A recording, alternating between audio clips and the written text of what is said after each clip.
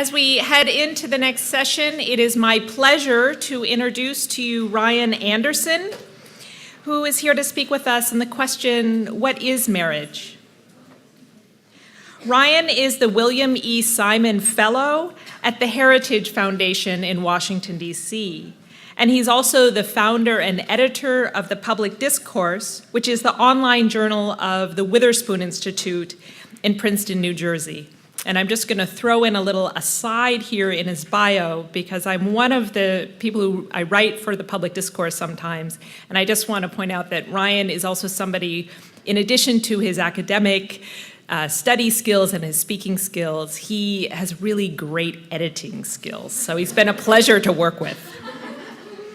He is the co-author of the book, What is Marriage? Man and Woman, a Defense, together with Professor Robert George of Princeton University and Sharif Girgis, who is here with us today, who will be leading one of the breakout sessions in the afternoon.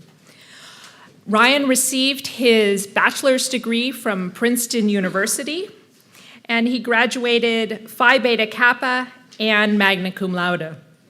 He is a doctoral candidate right now in political philosophy at the University of Notre Dame, and his research focuses on social justice issues.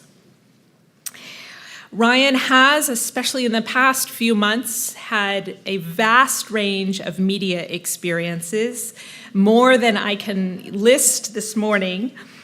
Piers Morgan Live, which some of you may have seen, CNN, Fox News, MSNBC, and his work has appeared in the New York Times, in the Washington Post, and the Wall Street Journal, and many more. So it's going to be my pleasure to turn the microphone over to Ryan, and after Ryan's talk, we'll have time for Q&A. And just a reminder, we'd really like to focus that time on questions, I think, to take advantage of the opportunity we have with speakers who are here today. Thank you so much, and please welcome Ryan Anderson. Thank you.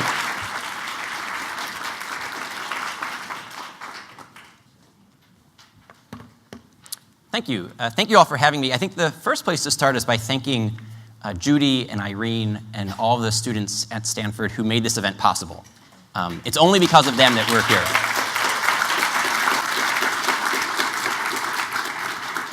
And they really serve as role models for students on all campuses on how to make a conference like this take place, even in the face of a hostile campus environment.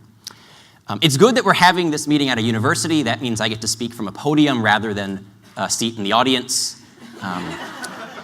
It's frequently what happens on the cable TV shows. It's also good that we're at a university because it means we're not going to engage in the type of name-calling and empty sloganeering that also takes place on the TV talk shows. Too many people on both sides of this marriage debate resort to empty platitudes and empty sloganeering and to name-calling in a way that's rather unhelpful and rather unbecoming of civility. So with that, let me say three things that I'm not going to say in the time that we have together this morning. I think Professor Brudachevsky has already touched on most of these things, so I don't need to. I'm not going to say anything about morality, anything about theology, or anything about tradition. There are some people who talk about marriage and talk about the same-sex marriage debate in terms of a moral argument, in terms of a theological argument, in terms of a traditional argument that a Burkean conservative might say, because marriage has been this way, this is how it ought to be. None of those arguments will be one that I'll be making. I'll be making a philosophical argument with some appeal to social science, largely to get at a public policy purpose of marriage. The question that I want to ask and then answer is, what is marriage from a policy perspective? What is the state's interest in marriage? How does the state define marriage? How should the state define marriage, and why? Now, I would imagine that everyone in this room is in favor of marriage equality. The other side uses that slogan, and it's a great slogan, and it's a wonderful piece of advertising. It fits on a bumper sticker. You can put an equal sign up as your Facebook icon, and yet it's completely vacuous. Everyone in this room is for marriage equality. We all want the law to treat all marriages equally. What we may disagree with one another in this room about is what sort of relationship is a marriage. So the book that Sharif and Professor George and I co-authored was titled, What is Marriage? because that's the question that you have to answer before you can then get to considerations of equality. And if you're a lawyer, before you can get to considerations of equal protection of the law, you have to know what it is that the law is trying to protect equally. So what is the marital relationship? Because even those who want to redefine marriage to include the same-sex couple will draw certain lines between what sort of a relationship is a marriage, what sort of a relationship is not a marriage. And if we're going to draw lines that are based on principle, if we're going to draw lines that reflect the truth, we have to know what sort of a relationship is a marriage and what sort of other consenting adult relationships are non-marital. So that's what I'm going to try to get at in the time that we have here this morning. Now, when we were doing research for the article and then for the book, we tried to read the best philosophers and political theorists who were arguing in favor of redefining marriage. We wanted to see, on their account of marriage, what is their definition? And one of the philosophers that we looked to is John Corvino. He's become a friend of Sharif and mine. And he was saying what really is distinctive about marriage is it establishes your relationship with your number one person. And what sets marriage apart from other relationships is the priority of the relationship. It's your most important relationship. Again, because it's your number one person that the marital relationship establishes. So what sets marriage apart from other relationships will be the intensity of the emotional bond, the priority of the emotional commitment. My co-authors and I think this simply gets marriage wrong because it collapses marriage with companionship in general. It simply makes it the most important companionship relationship, the one that takes priority, the one that's the most intense. And so it can't actually account for any of the distinctive features of what marriage requires, nor can it explain why government should be in the intense companionship business. Why is government in the marriage business if this is what marriage is? So let me say a few words about that, and I'll place a challenge to people in the audience when we get to the Q&A. I invite you to give an answer to these questions of, if you want to redefine marriage to include the same-sex couple, why would marriage, how you understand it, require that that relationship be permanent, monogamous, and exclusive, and be the type of relationship that a government takes interest in? Because on this account of marriage, where marriage is an intense emotional union of consenting adults, that's something that can be formed by more than two people. There's nothing about intense emotional union just as such that says it has to be between two and only two. Threesomes and foursomes can just as easily form an intense emotional, an intense romantic, an intense caregiving relationship. There's nothing in principle that would require twos. Likewise, there's nothing about that union that would say it has to be sexually exclusive. Some people might argue that you could actually have an enhanced emotional union, an enhanced caregiving relationship, if spouses were free to seek sexual satisfaction outside of marriage.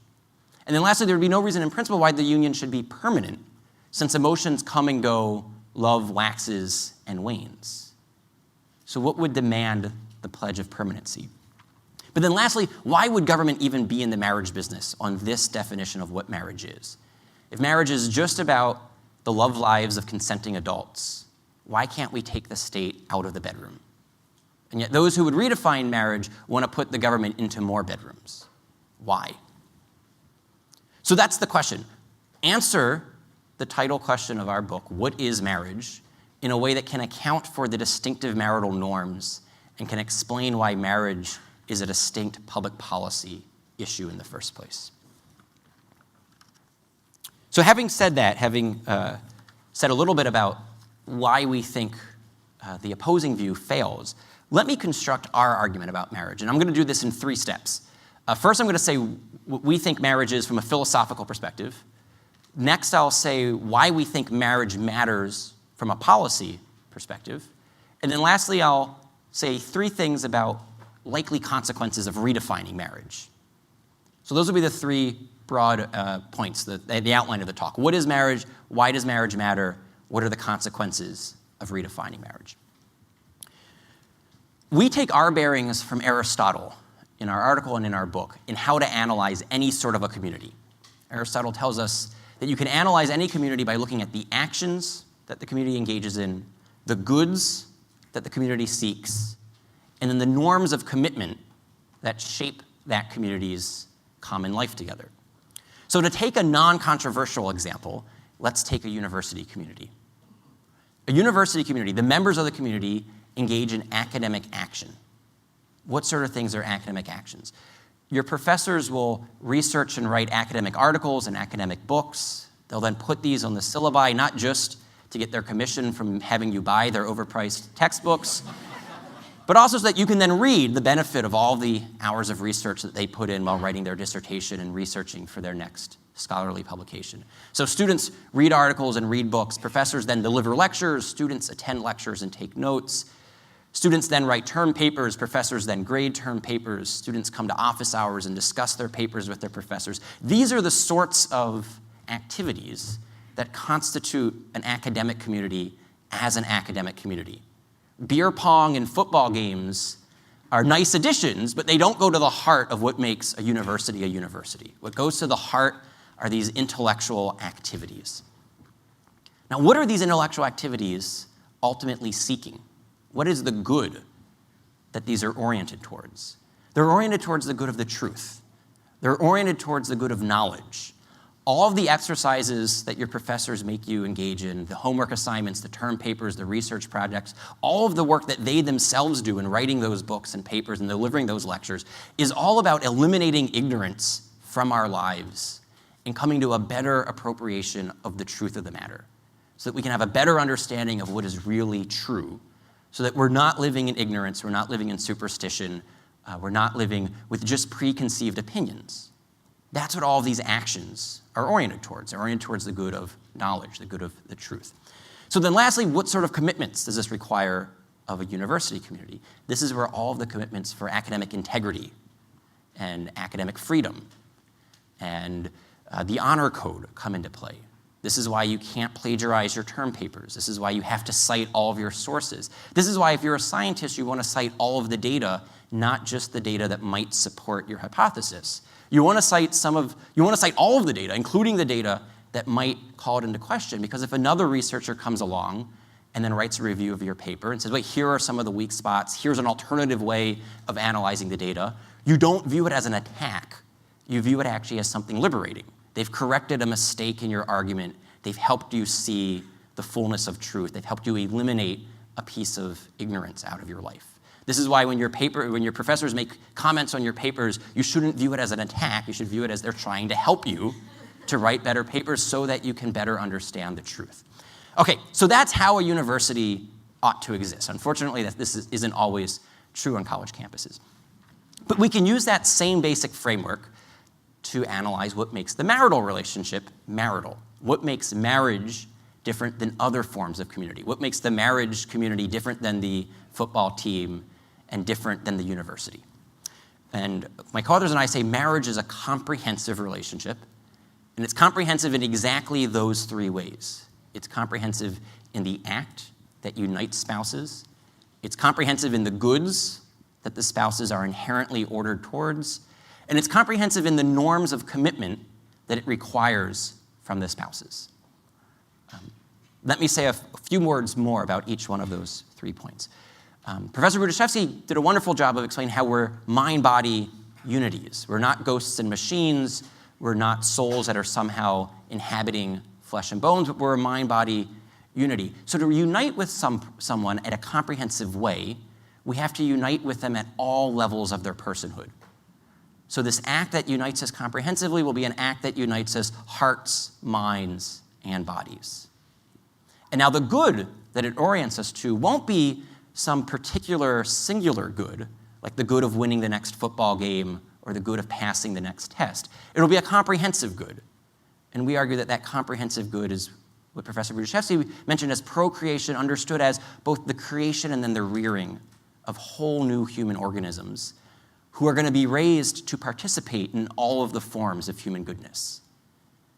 It sets the trajectory of that marital relationship on this comprehensive plane. And then lastly, it calls for a comprehensive commitment, a commitment of both permanency and exclusivity, so that it's comprehensive throughout time, and it's comprehensive at this moment of time by forsaking all others.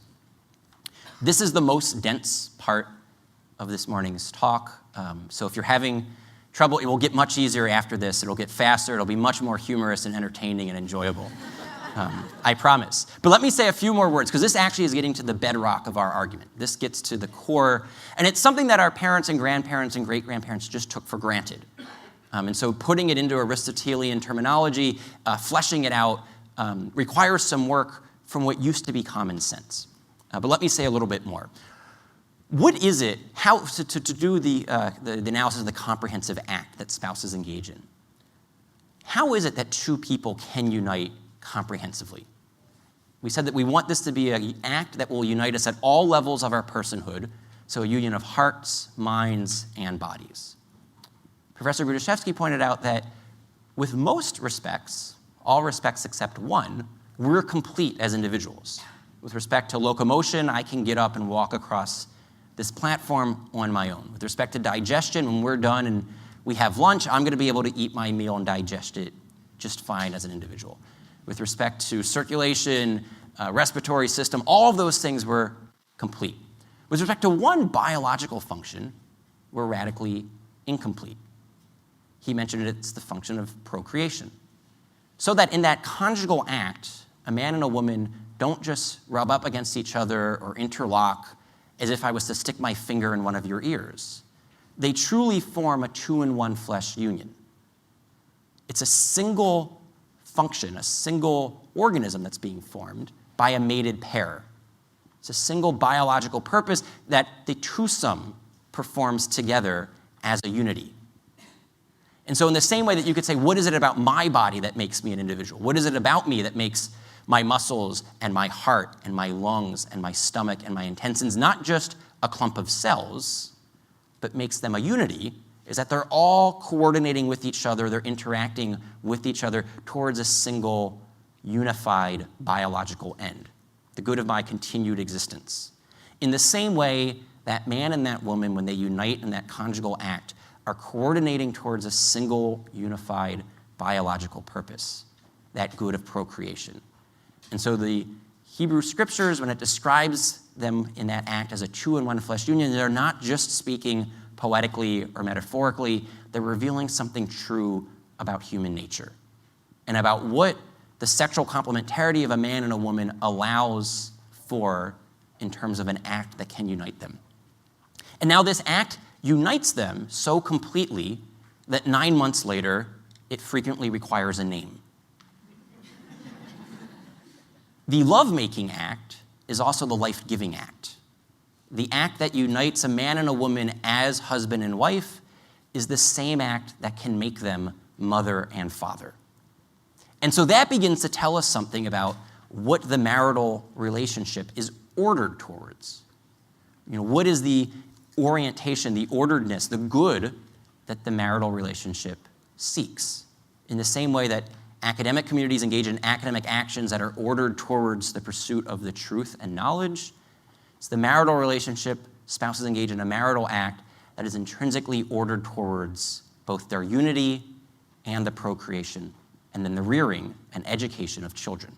So it's a comprehensive action that unites them, hearts, minds, and bodies, that then orients them towards a comprehensive good, the procreation, the rearing, the education, the raising of new human beings. And then lastly, this can explain why marriage requires comprehensive commitments, both exclusive and permanent. And now, what sort of exclusivity does marriage call for?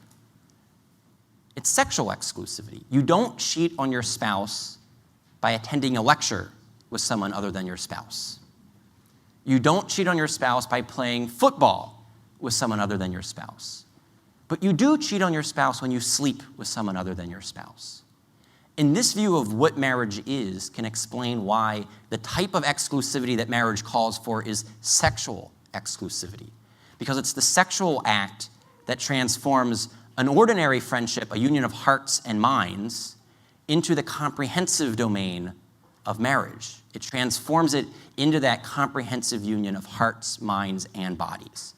And so the conjugal act, which is distinctive of marriage, which is why it's called the marital act, is the act that is exclusively reserved for the spouses. And that's the type of exclusivity that marriage requires. None of you are being unfaithful to your spouses by being at this lecture. So then we can say, what about the other comprehensive commitment? It's a comprehensive commitment that will require a permanent commitment. And I think, again, Professor Budiszewski spoke very well about this. To give a total gift of the self requires that you don't hold anything back. If you have a sunset clause, if you have an escape date, if you have a way out, then you're not really uniting comprehensively. To unite comprehensively requires an open-ended commitment. So the type of comprehensive union that's being formed requires an exclusive, forsaking all others here and now, but also into the future. Comprehensive throughout time and comprehensive at this moment in time.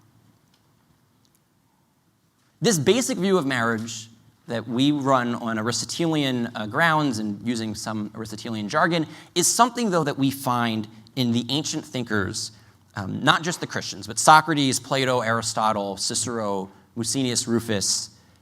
It's something that we then find in the canon law, the common law, and the civil law of the church, common law of England, civil law of America. It's something that we see in thinkers like Augustine and Aquinas, Luther and Calvin, but also Enlightenment thinkers like Locke, Kant, Eastern thinkers like Gandhi.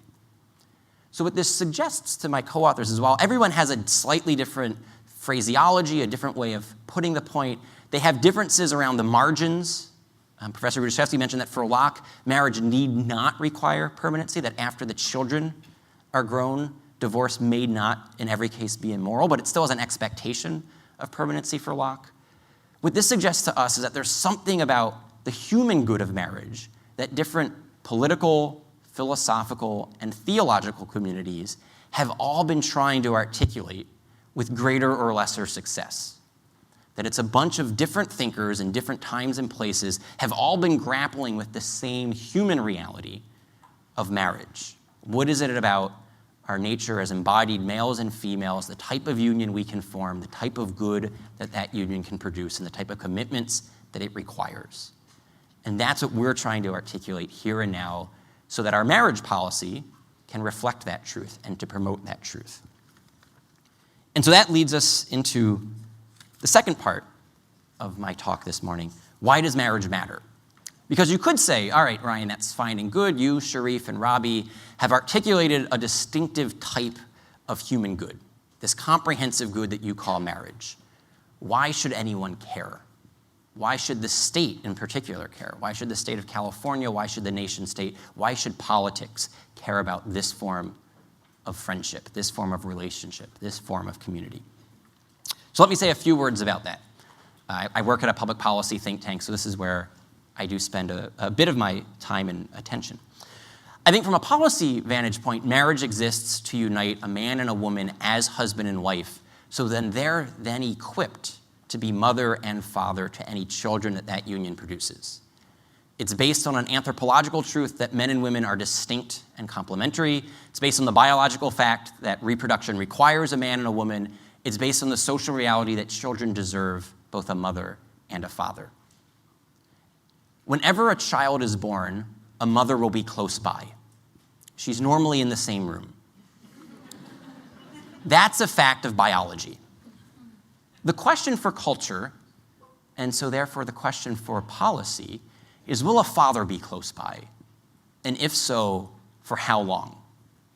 And marriage is the institution that different societies throughout time and across the globe have devised to maximize the likelihood that that man commits to that woman permanently and exclusively, and then the two of them, committed to one another, take responsibility to raise that child. Because when this doesn't happen, social costs, both for the spouses and for the child and for all of the community, run high. But before getting to the cost, let me say one more thing about why that union matters. One of the things we know from the social scientists is that there's no such thing as parenting. No such thing as parenting in the abstract. There's mothering and there's fathering. Men and women bring different gifts to the parenting enterprise. And so in our book, we quote David Popenoe, a sociologist at the at Rutgers University in New Jersey. He says, quote, "The burden of social science evidence supports the idea that gender-differentiated parenting is important for human development and that the contribution of fathers to child rearing is unique and irreplaceable," end quote. He then concluded, and this was in a literature review of all of this social science at that point. He says, we should disavow the notion that mommies can make good daddies, just as we should disavow the popular notion that daddies can make good mommies. The two sexes are different to the core, and each is necessary culturally and biologically for the optimal development of a human being. End quote. And now, a sociology professor, a social scientist like this, is always speaking in terms of, on average, for the most part, social science laws are not like physical laws, the law of gravity. I can guarantee you that if I let go of this water bottle, and every time and place it's going to fall to the ground. Social science doesn't work that tightly. So this isn't to say, and I think this would get to Professor Lopez's question earlier to Professor Budiszewski, that there will be instances in which two moms or two dads, or a single mother or a single father, or a divorce and cohabiting relationship, all sorts of other arrangements, a child could turn out just fine. No one is denying that possibility. But it is to say that on average and for the most part, children who grow up without their married mother and father have a tougher road to hoe, that there are distinct challenges for a child in that situation. But let me say a word more about the parenting. What was Professor Popenoe trying to get at when he says that we should disavow the notion that mommies can make good daddies and that daddies can make good mommies? Let's do this with a thought experiment. If I told you it's Saturday morning, and instead of being at an academic conference at Stanford, a 5-year-old boy is at home in the living room wrestling with one of his parents.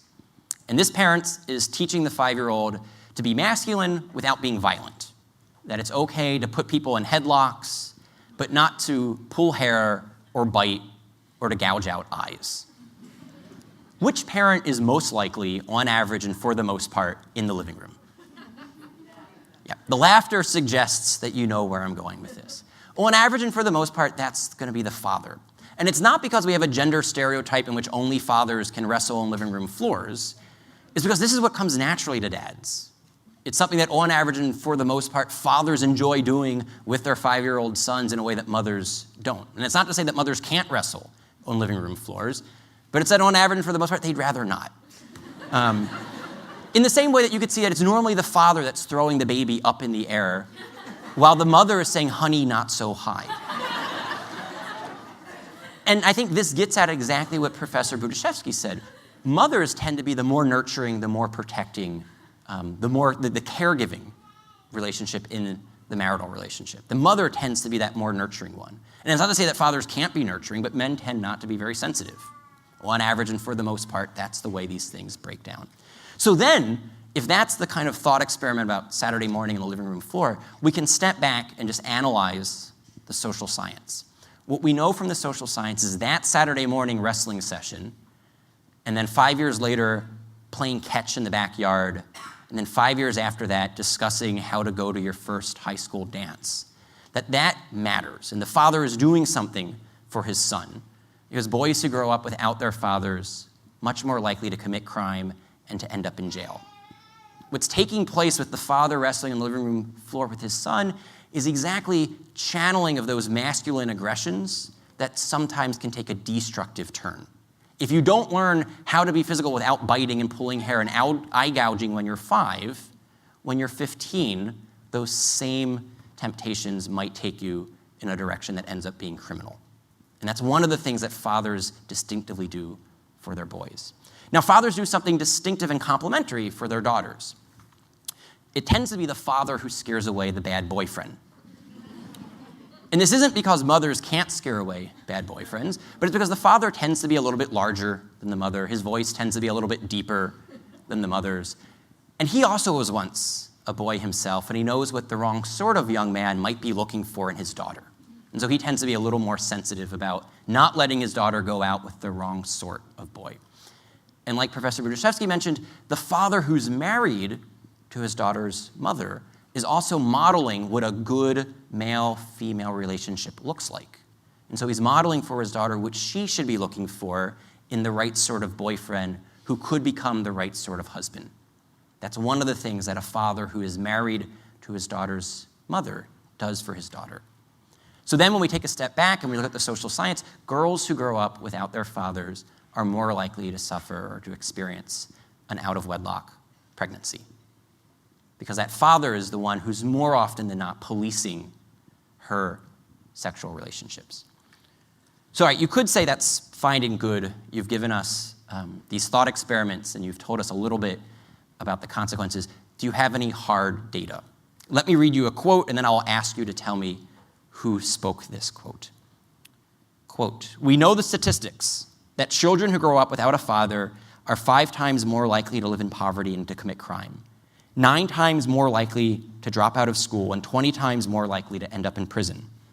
They are more likely to have behavioral problems or run away from home or become teenage parents themselves. And the foundations of our community are weaker because of it." End quote. Who spoke that? President Obama. Piers Morgan was a good second guess. President Obama. Now, President Obama will be the first to tell you that growing up without a father doesn't mean that you're somehow destined and doomed for failure in life. He seems to be doing pretty well for himself. But he would also be the first to tell you that his road was tougher. He had a steeper hill to climb.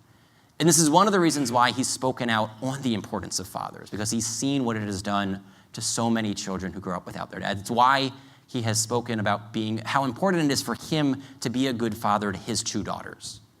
He's experienced firsthand the importance of fathers, and it inspires him to be a good father. And I don't think in any way that this is suggest that single mothers are somehow anything less than heroic.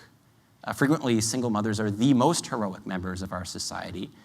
When the father who abandoned the mother and abandoned the child left them, they were the ones left to take responsibility, and they do a heroic job in raising their kids. And frequently, they would also be the first to tell you that they wish that man would have manned up, committed to them, and committed to the child. And so I don't want to suggest in any way that this is to criticize other people, but it is to say that marriage matters, and that the state has an interest in promoting marriage precisely to maximize the likelihood that every child is given the gift of being raised by a married mother and father. And at one point in American history, this happened. We had out-of-wedlock childbearing rates in single digits up until the 1960s. More or less every child was born into and raised by their married mother and father. And then in the past 50 years, we've seen those numbers progressively decline. So that today, 40% of all Americans, 50% of Hispanics, and 70% of African Americans are born outside of marriage. And these children have done nothing wrong, but they will have a much tougher chance in life. Because what we know is that marriage is the institution that when it's stable, it protects children from poverty. It increases the likelihood of those children will experience social mobility. It protects children from committing crime. And it prevents the state from having to pick up the pieces in the form of a welfare program or a police program. So more or less everything that you could care about, if you care about social justice and you care about limited government, if you care about the poor and you care about freedom, is better served by having a healthy marriage culture, a civil society institution that takes care of raising that next generation, than by having the government try to pick up the pieces of a broken marriage culture. That's why marriage matters. So now to the third and final part of this morning's presentation. What are the consequences of redefining marriage? Because you could say, all right, I'm tracking with you. This is what marriage is. It's a comprehensive union. Spouses engage in a comprehensive act oriented towards a comprehensive good. They commit to comprehensive commitments. It matters because that union of a man and a woman can produce a child. Children deserve a mother and a father. Fine and good. But how does allowing Adam and Steve get married impact any of this? How would redefining marriage to include same-sex couples in any way take away from the public purpose of marriage? It's a good question. It's the next logical question. And let me say 3 things in response. In all 3 of my comments here, we'll follow the general rubric of ideas have consequences and bad ideas have bad consequences. And so for the first consequence, I'll say is that if you were to redefine marriage to eliminate the norm of sexual complementarity, there would be no institution left in civil society and in public life that upheld, even as an ideal, that every child deserves both a mother and a father. The message that redefining marriage to make it a genderless institution would send is that men and women are interchangeable, that mothers and fathers are substitutionable, and that 2 moms or 2 dads is the same thing as a married mom and a dad. So the law would be teaching something about marriage, and it would be teaching that marriage is much more about the desires of adults than about the needs of children. It recenters the marital relationship around adult romance, adult emotion. As I mentioned at the beginning, the priority of the intense emotional union of the adults, rather than about the type of institution that can create new life and then unite that new life with the man and the woman who gave him or her new life. And if you doubt that the law has the power to teach like this, think about how we redefined marriage the first time, with the introduction of no-fault divorce. In the common law tradition, marriage had a strong presumption of permanency, but on certain occasions, under certain conditions, you could receive a bill of divorce. And in the common law, there were the 3 A's of abuse, abandonment, and adultery. Serious reasons for declaring your marriage to have to end, to have to cease. My spouse is abusing me, my spouse has abandoned me, my spouse has committed adultery on me. Those were the types of reasons that would take a marital relationship that was expected to be permanent till death do us part and declare it over. With the introduction of no-fault divorce, a spouse could now abandon his or her spouse for any reason or for no reason at all. That's the idea behind no-fault divorce. You don't have to cite fault. And what we saw was that divorce rates actually more than doubled. They've since lowered just a little bit. Because the law taught something. The law taught that marriage need not even aspire to be permanent.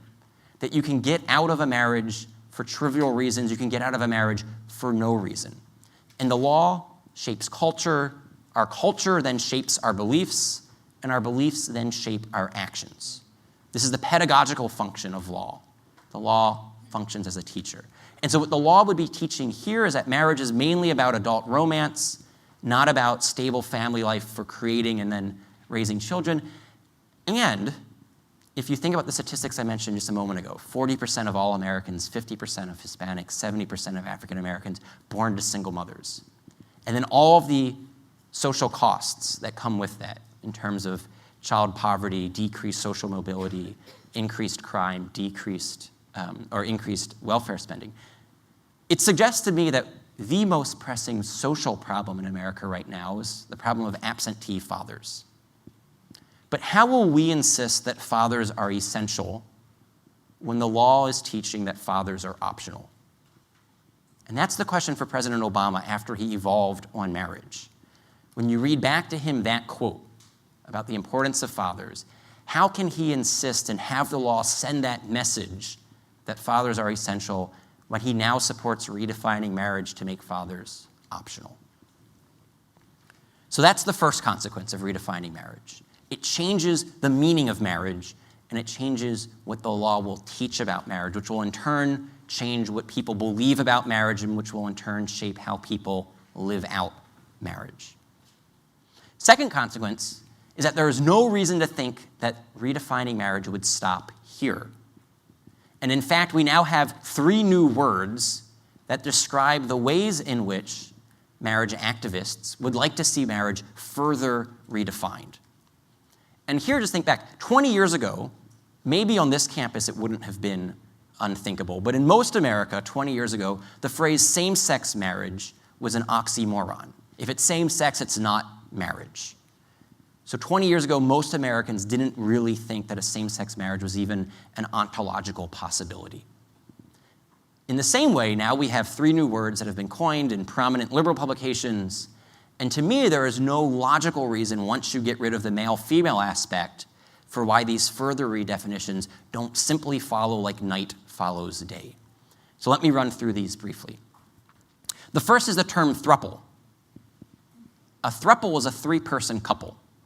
You chop off the C and you add on a THR, throuple. And my co-authors and I came across this term in New York Magazine. New York Magazine is a fairly standard issue magazine of thought for New Yorkers. It's a left-leaning publication. And what's standard in New York today will become standard in the rest of America 20 years from now. And the argument here is that this is not a polygamous relationship. A polygamous relationship would be one man with this woman in a conjugal relationship, the same man with a different woman in a conjugal relationship, the same man with a third woman in a conjugal relationship. Here it's a group marriage. This is an instance of polyamory. many loves. And the idea here is the throuple, all three partners are married to each other. And polyamory can come in different sizes and shapes. You can have a foursome where they're all married to one another. Whereas the foursome I just mentioned, it's one man with three different women in three different conjugal relationships. The polyamorous relationship will just be a group marriage. And the general idea is that if marriage is just about an intense emotional union, where spouses have romantic feelings for each other and then pledge to take care of each other, they commingle assets, they live together, they enjoy economies of scale, and they love one another. So the other convenient but empty slogan is that love equals love. Why isn't the throuple in the same exact situation as the couple? And so if you go to court and say, we are suing for our marriage equality rights for the same-sex couple, on what basis would you deny marriage equality to the same-sex throuple or the opposite-sex quartet?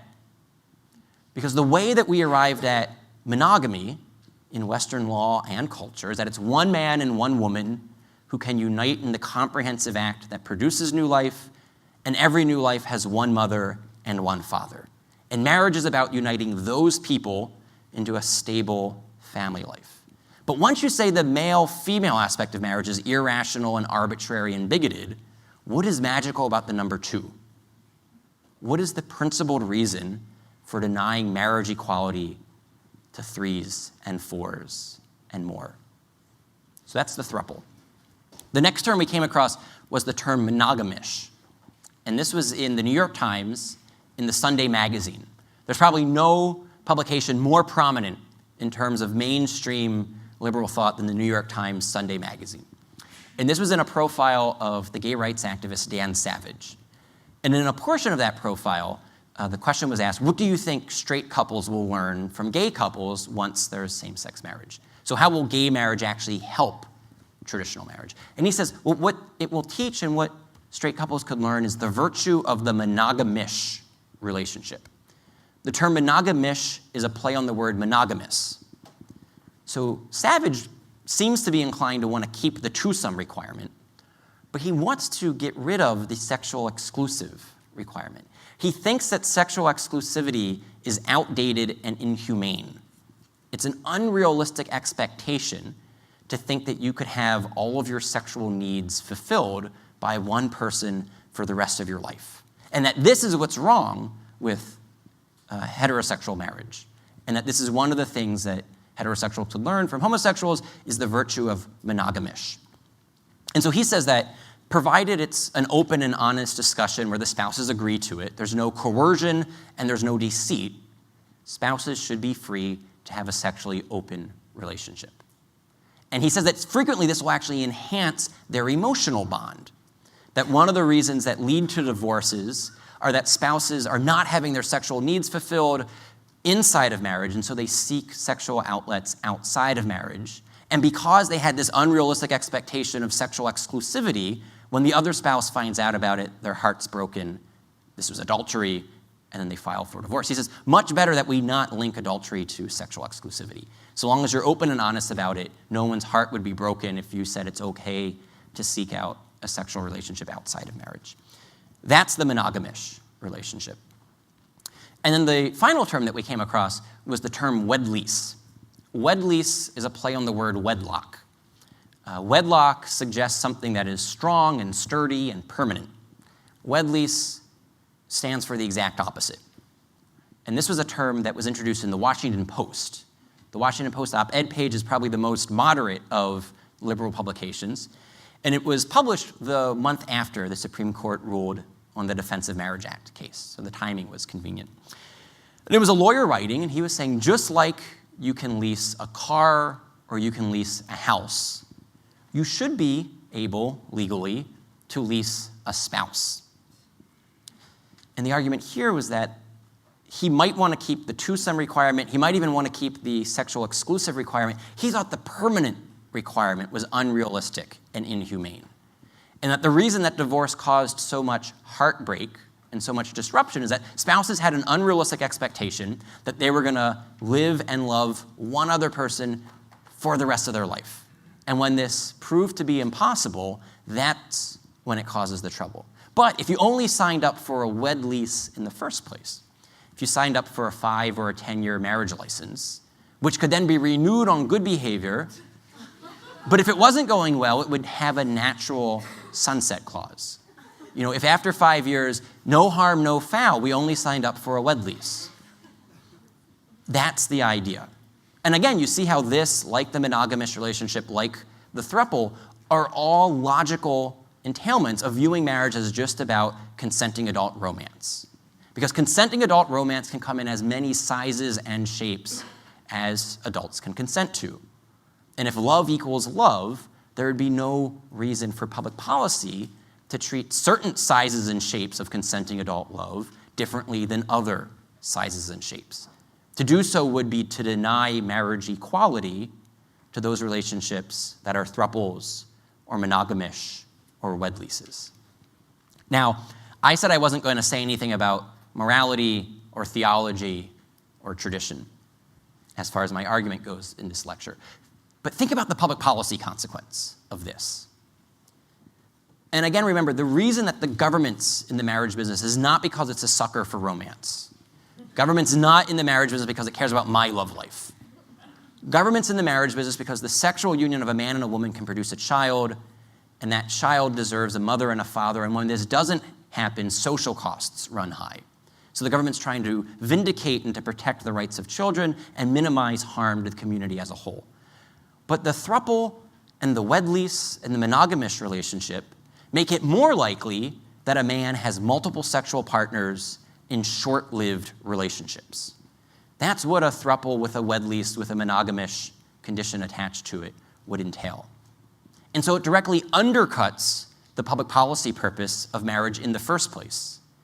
And yet all of those further redefinitions follow logically from getting rid of the male-female aspect of marriage. If you say that marriage has nothing to do with the union of a man and a woman and the procreative potential and capacity of that act and of that relationship, then what are you left with for saying that it should be a union permanent and exclusive of twosomes?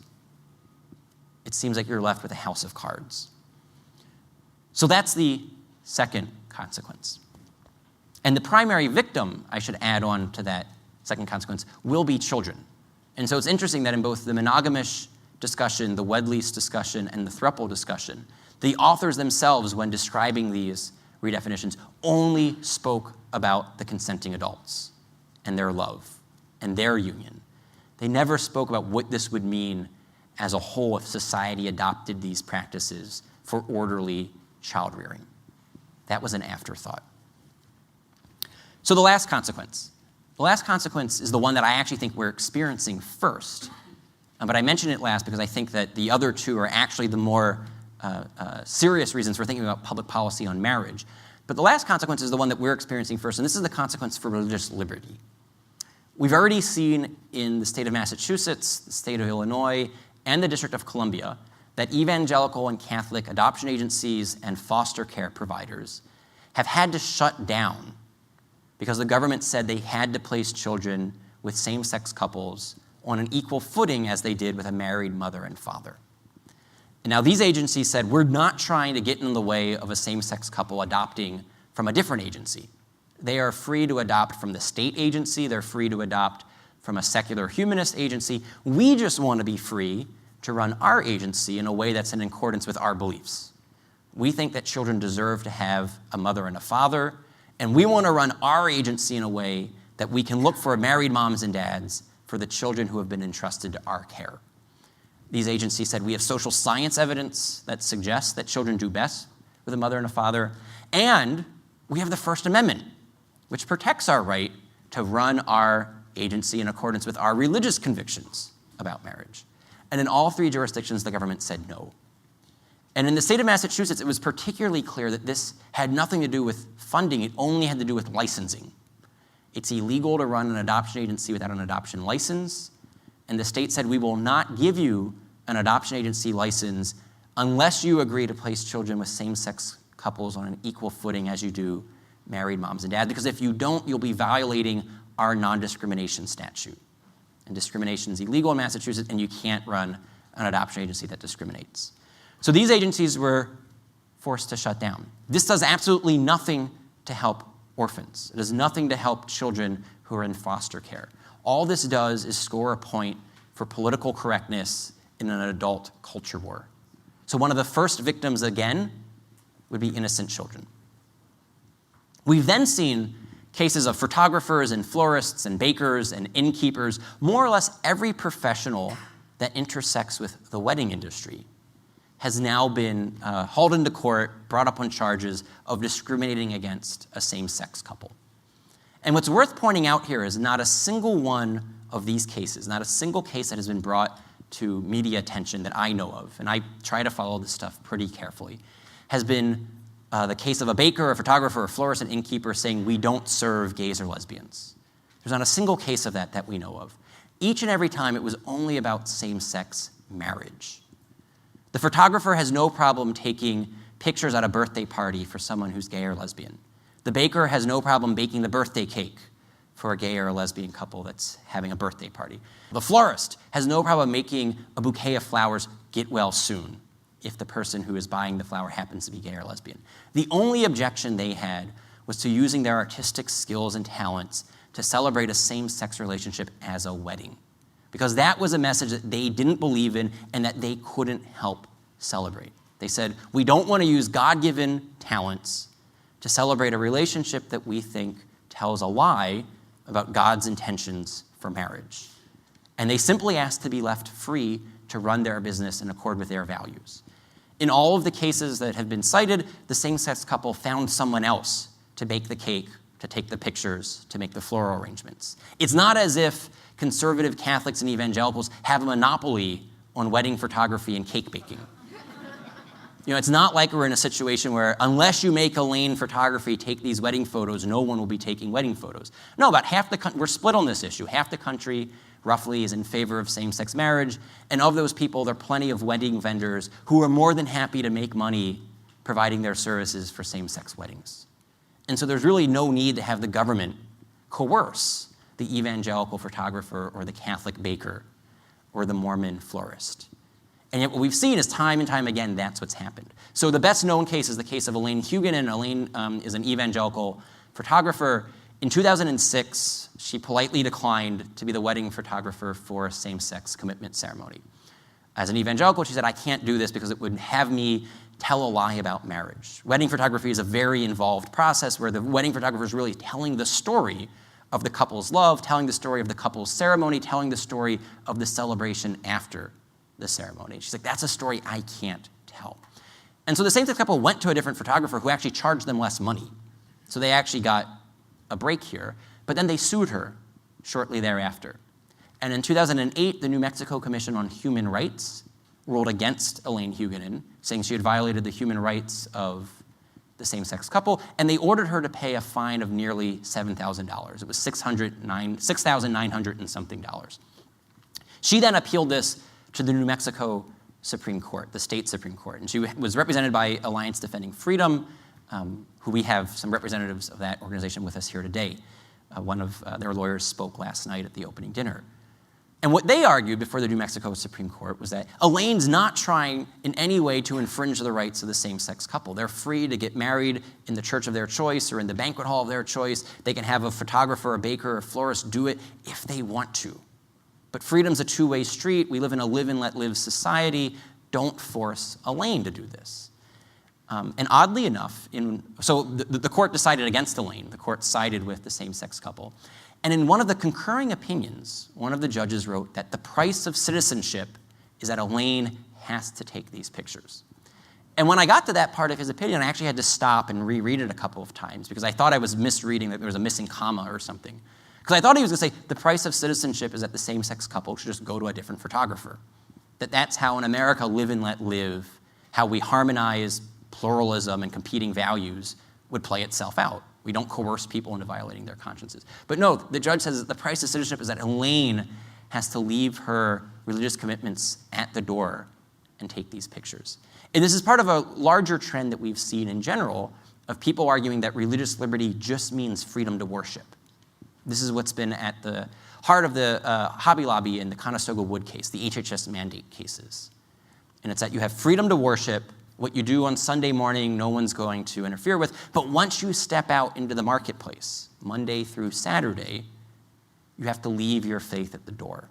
That if you're on Main Street or on Wall Street, you can't live out your faith in your profession.